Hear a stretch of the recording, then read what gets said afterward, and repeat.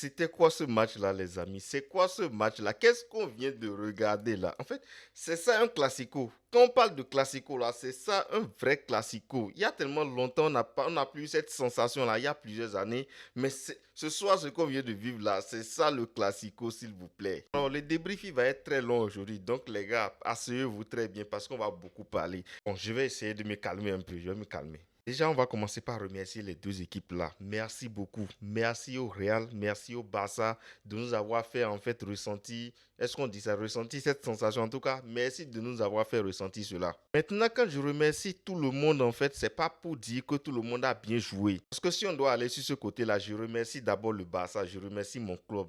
Merci beaucoup. Merci de nous avoir respectés aujourd'hui. Même si, voilà, il y a des choses, en fait, voilà, on va parler de ça devant, mais merci d'abord. Et de l'autre côté, je ne vais pas remercier toute l'équipe. Je vais juste remercier Vinicius et Thibaut Courtois. Au Real Madrid, je pense que c'est les deux personnes que je tiens à remercier ce soir parce que c'est eux, en fait, qui ont maintenu cette équipe. C'est eux qui ont permis, en fait, à l'équipe de croire qu'à un moment donné, ils allaient pouvoir, ils espéraient en fait gagner en fait cette compétition. Si c'est pas Thibaut Courtois et Vinicius dans ce match-là, je pense que depuis en fait, bon, l'arbitre aussi, mais ça c'est aussi autre chose. En fait, l'arbitre, on va en parler plus tard aussi. Maintenant, revenons sur le match. En fait, il y a tellement de choses à dire dans ce match-là. Il y a beaucoup de choses qui se sont passées dans ce match-là que je ne sais pas si la vidéo sera très longue, je vous préviens déjà. Et je ne vais pas la couper, hein. Je vais mettre ça comme ça, vous allez suivre ça. Le FC Barcelone vient de remporter la finale de la Supercoupe d'Espagne face à son éternel rival, le Real Madrid. Donc, il conserve toujours son titre puisque c'est lui qui est champion en titre. Bon, on commence par quoi, les gars? Là, ils sont en train de soulever le trophée, là. Mais bref. Bon, logiquement, on commence par le début, la première mi-temps. Et par rapport à cela, j'aimerais poser une question aux Madrilènes, de vous à moi. Honnêtement, dites-moi, ce match-là même, je vais me concentrer d'abord sur la première mi-temps. La première mi-temps, là, selon vous, combien d'équipes est-ce qu'il y avait sur le terrain? Est-ce que vous-même d'abord là, vous êtes fier en fait du jeu qu'a produit vos joueurs en fait sur le terrain lors de cette mi-temps là? C'est inconcevable qu'un club qui s'appelle le Real Madrid, qui se prétend être le meilleur club au monde, c'est-à-dire, voilà, ils sont les champions en titre, je dis les champions, les recordman, voilà, en Ligue des Champions, ils en ont 15, en fait, puissent jouer un match comme ça. Je pense que même nous, le Barça, même dans nos sombres moments, au moment où on allait jouer en Ligue Europa et tout, on ne s'est jamais retrouvé dans une situation où on jouait en fait de cette manière-là face à un adversaire. Franchement, c'était honteux ce que j'ai vu sur le terrain en première mi-temps. Ça fait très honte parce que c'est un aveu de faiblesse. Ils ont montré dès les premières minutes de jeu qu'ils n'étaient pas venus jouer. Le Real Madrid, c'était Atlético de Madrid version 2014-2015 ce soir. Ils viennent, ils garent le bus et puis ils espèrent faire des contre-attaques. Et comme ils ont remarqué en fait que Vinicius de son côté, il arrivait à emballer rapidement. Voilà, Jules Koundé. Jules Koundé aussi, En fait, il y a tellement de choses qui se sont passées dans ce seul match-là que j'ai l'impression que je vais dire en fait tout. Je vais résumer en fait toutes mes vidéos que j'ai à faire dans toute cette vidéo. Il y a eu toutes sortes de choses durant ce match-là. Comme je le disais au début, voilà, c'est Vinicius qui a donné de l'espoir à cette équipe. Vinicius et Thibaut Courtois, c'est eux qui ont donné en fait de l'espoir à cette équipe-là. Sinon, normalement, si vraiment, en plus, l'arbitre aussi, il a joué son rôle là-dedans aussi.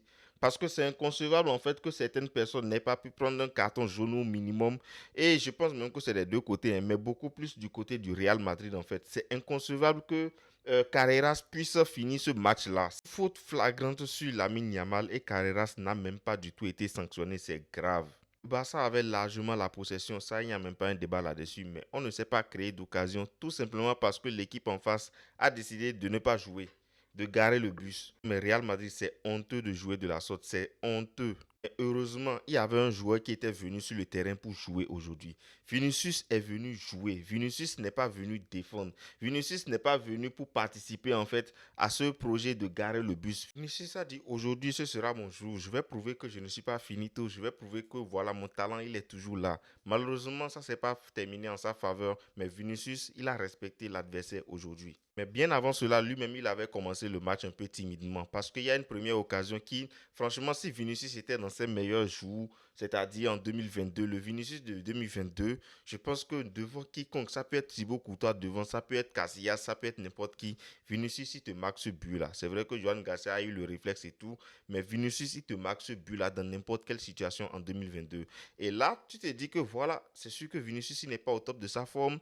Donc, il y a quelque chose à faire en fait. Notre défense qui ne rassure toujours pas. La défense, ça ne rassure toujours pas. Et sur les côtés, il y a Baldé aussi qui n'a pas fait un bon match. Son match, je ne l'ai pas trouvé aussi fameux que ça.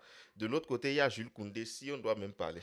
Jules Koundé, tu es venu au Bénin il y a de cela, ça fait pas un mois.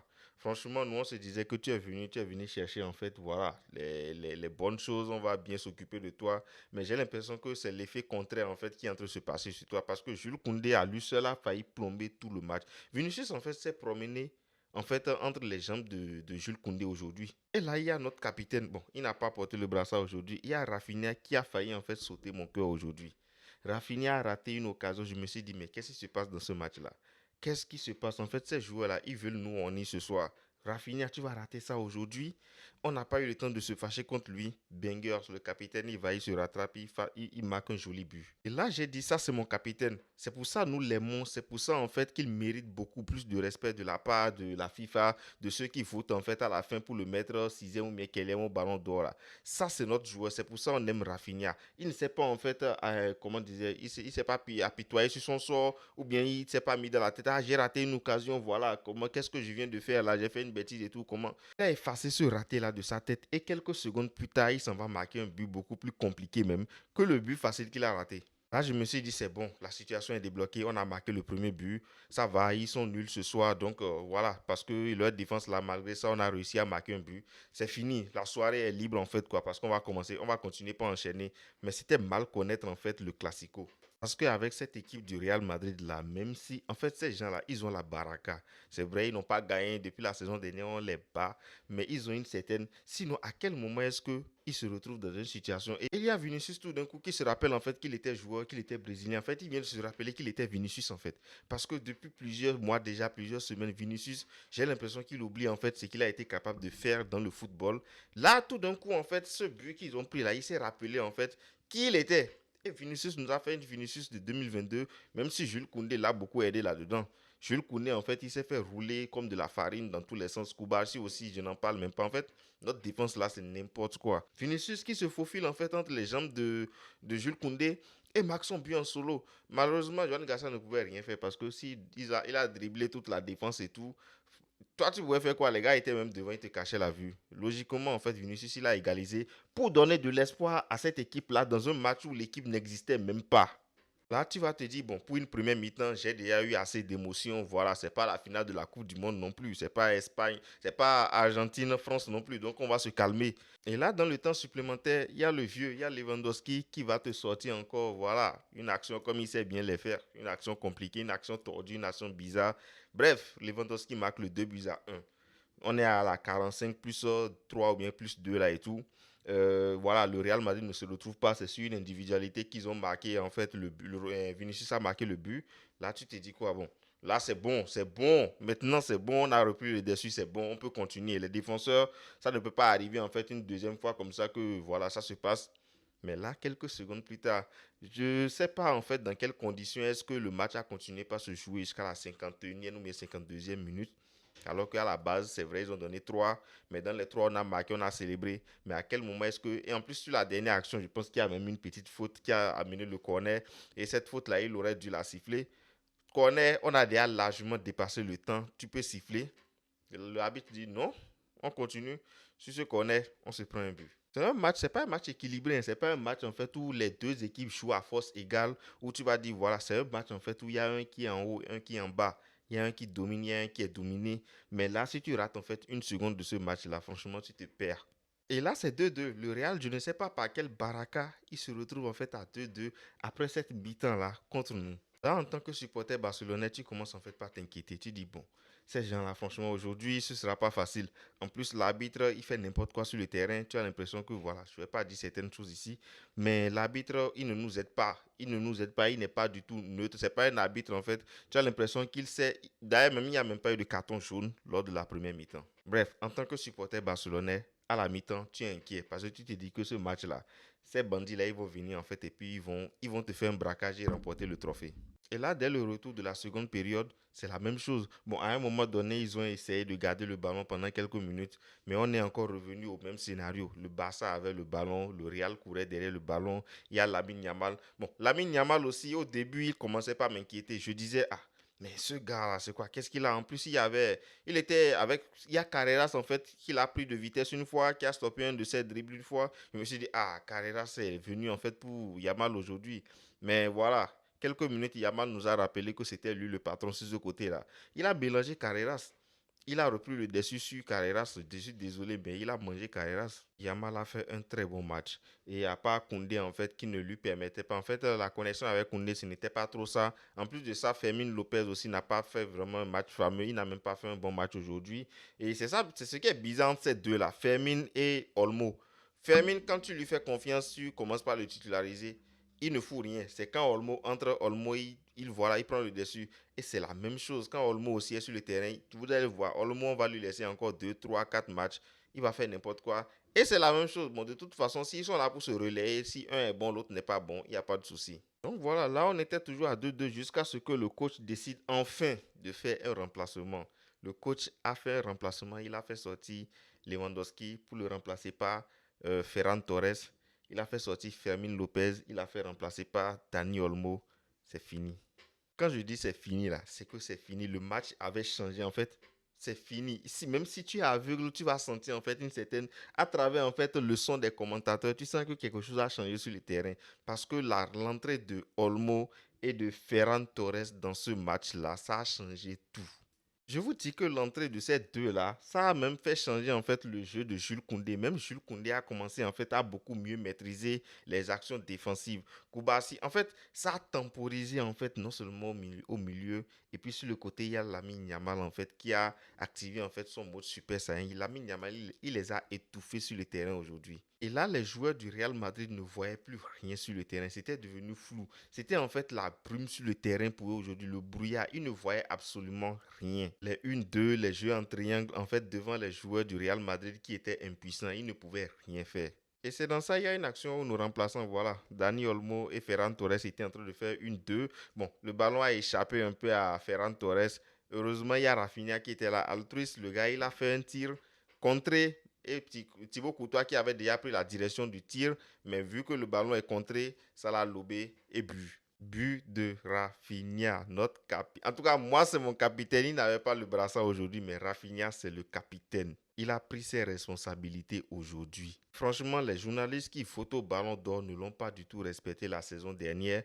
Que vous le vouliez ou non, il va vous prouver en fait que vous avez commis une erreur en ne le mettant pas dans le 11 type. Bref, troisième but du Barça, Rafinha nous a libérés. Et c'est là en fait que Xabi Alonso est venu entrer en jeu. Franchement, les Madrilènes, moi, honnêtement, c'est Xabi Alonso. Si vous devez vous attaquer à quelqu'un ce soir, c'est votre coach. C'est votre coach en fait qui vous a plombé. C'est votre coach en fait aujourd'hui qui a vendu ce match-là. À quel moment tu te dis que je vais faire sortir la seule personne en fait qui créait un certain danger dans l'équipe? Et c'était quoi cette obsession de vouloir faire jouer Kylian Mbappé? Je ne comprends pas. Parce que j'ai l'impression, honnêtement, j'ai l'impression que la venue de Kylian Mbappé, c'était pour gâter en fait les plans du Barça. C'était pour, voilà, en sortant cette annonce que Kylian Mbappé est de retour de blessure et tout.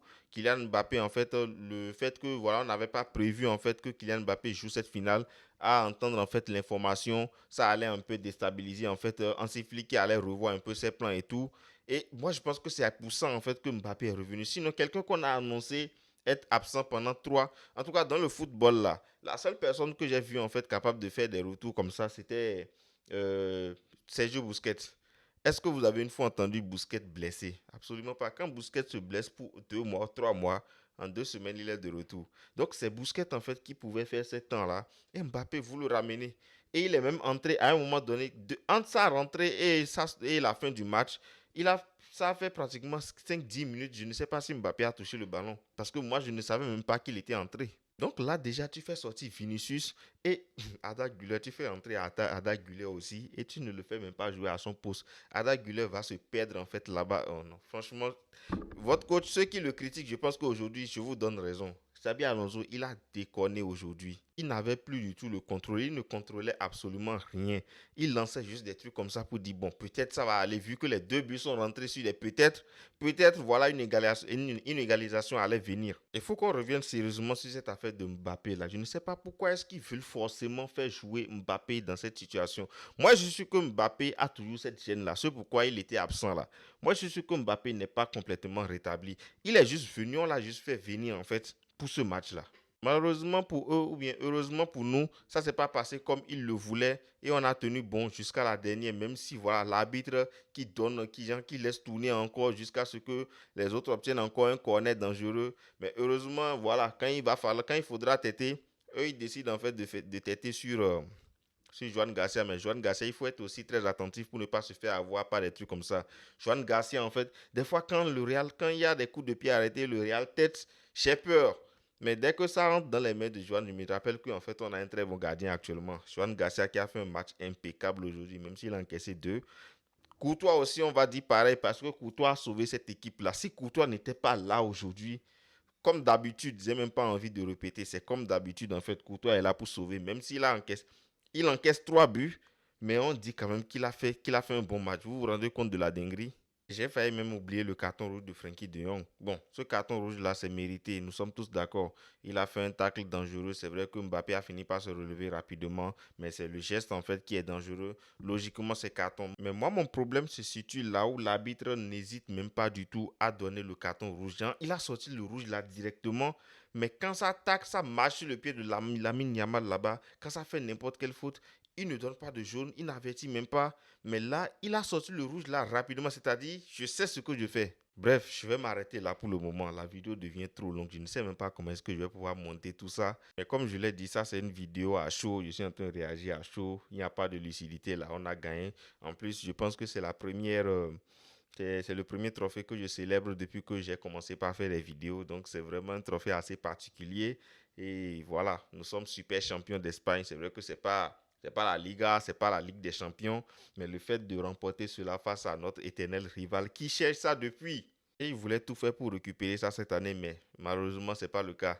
Revenez l'année prochaine. Donc, félicitations à tous les Barcelonais, félicitations les Madrilènes. Yako, tenez, voilà, j'ai du papier pour vous si vous voulez. Venez chercher. Et quant à nous, félicitations. Voilà, on a pris notre revanche avec un trophée à la clé parce que en octobre, en fait, ils nous ont gagné. Ils ont célébré ça comme s'ils avaient gagné un trophée. On voyait, ils sautillaient partout. Tout ça parce que Yamal a dit qu'il vole et puis ils se plaignent. Ils ont fêté ça, ils ont célébré, ils se sont foutus du petit. Maintenant qu'il y a un trophée en jeu, on ne les voit plus. Ils deviennent des défenseurs tous. Félicitations les gars.